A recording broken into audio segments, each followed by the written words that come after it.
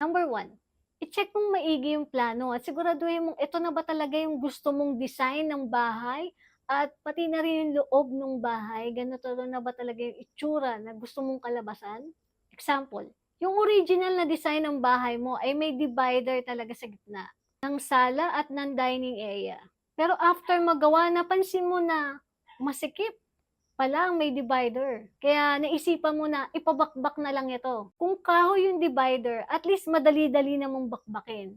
Pero kung sementado ito, naku, matrabaho talagang bakbakin to. At ang problema pa nun, yung electric wiring sa loob ng concrete, maapektuhan din. So, again, kailangan mo na naman makipag-meeting sa contractor mo para sabihin sa kanya yung changes na gusto mong mangyari. So, waste of time ka na, money, at pagod ka rin dito. Sunod, mag-check ka ng mga materyales niya sa lugar nyo.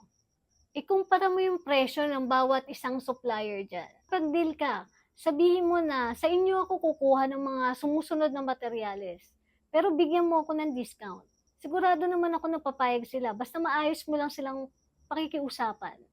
Sabihin mo na rin yung total cost estimated na magagastos mo sa materyales para mas mabilis mo rin silang makumbinsi na bigyan ka talaga ng discount.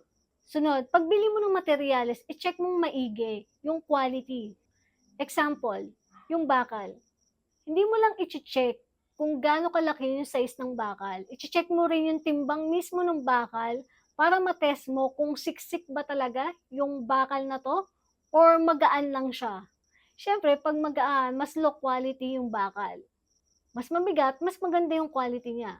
Especially kung yung bakal na ito ay gagamitin mo para sa pundasyon ng bahay mo. Huwag mong tipirin yan.